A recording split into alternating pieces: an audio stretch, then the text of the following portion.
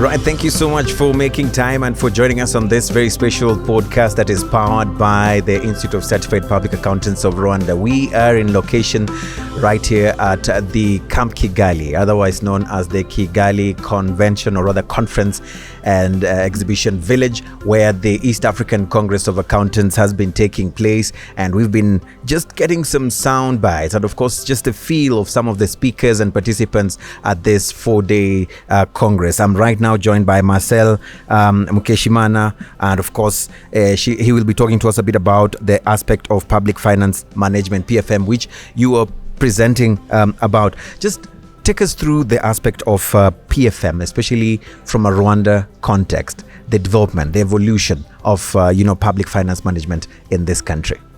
Thank you, Eugene. As lightly mentioned, I'm Marcel Mukeshimana. I'm the Accountant General for the government of Rwanda. So when you talk about PFM, it's just policies, processes, systems, and the people who are just following up the public finance management. So in a nutshell, we've been discussing about the journey that Rwanda has made in terms of the PFM reforms. We speak about planning processes, the budget processes, the accounting reforms, as well as the parliamentarian oversight, because when we talk about the PFM, it's not only the accounting, it starts from the upstream. Right. So in the journey that we've mentioned, we talked about how far we've come when it comes for national planning. Our first strategy that was implementing the Vision 2020 was the strategy for eradication of poverty. Right. So that time we were to build the country. But later on, we had to move to EDPR strategy, which included in the economic development aspect, because the initial one was more of dealing with the poverty eradication. But the second one was to ensure that we also embed the economic development. The third one, which is very important, was the national strategy for transformation, where we're looking to transform most of the sectors of the economy. Economic transformation, governance transformation, as well as social transformation. Right. So that, on the planning stage, that is the journey that has been made. Right. With regard to budget, again, we came far because at the time of the start the reforms, we were just controlling the inputs. When you control the inputs, you just measure what we're spending in terms of salaries, wage, goods and services. But this time, when it comes for the budget, we are now focusing on the program-based budgeting. What goes in education? How our health system is working? What are the results that we are achieving? Right. So we are moving from the control of the input now to the real output-based budgeting. That is quite important. Very important. Yes. I think there's been a lot of evolution, and I want to believe that 20 years ago, if we take the arm of the clock back, I want to believe that there was only one CPA at that particular time. It's been 30 years now since the genocide against the Tutsis.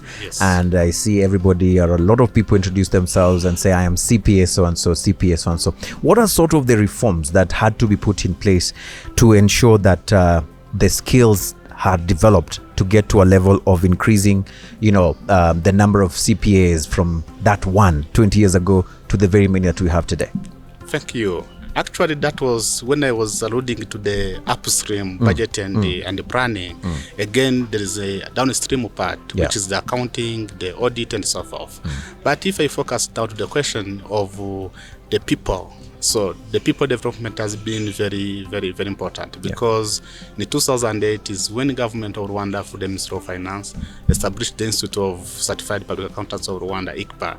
At that time, most of members were just foreigners, were not Rwandan.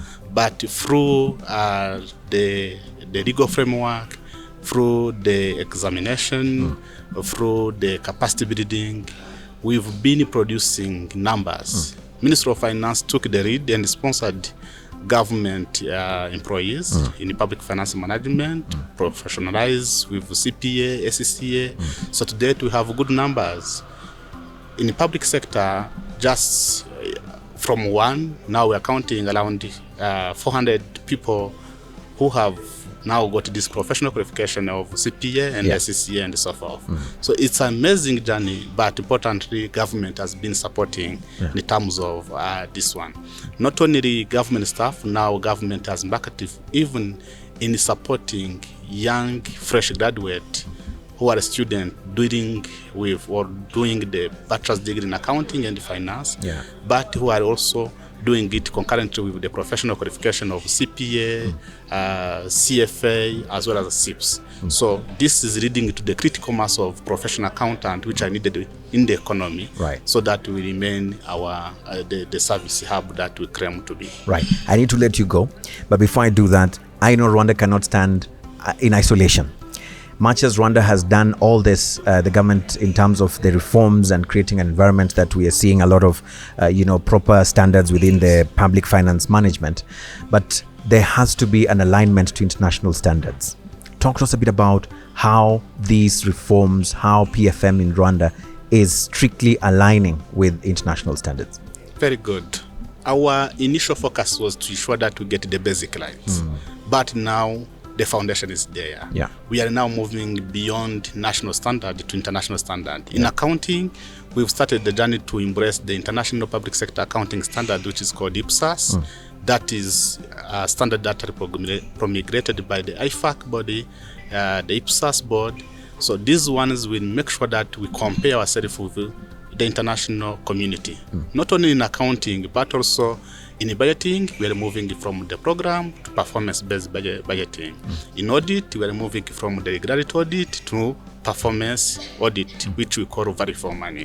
In the internal audit, we are moving from just the regularity audit, we are moving to what we call risk-based audit. So Rwanda, after getting the basic right, now we are moving to the international best practice as well as international standard. Right. Biggest challenges? Yes, challenges are there because those are standards that require capacity and capabilities. So we need to train our people. We need to make sure that they are well trained, not only being trained, but they need also to work in an environment which is digitalized. So we are doing everything, but also we are embracing the technology, because as Rwanda, I want to be zero trip, zero paper. That means that everything that we are doing in the PFM should be automated. Right.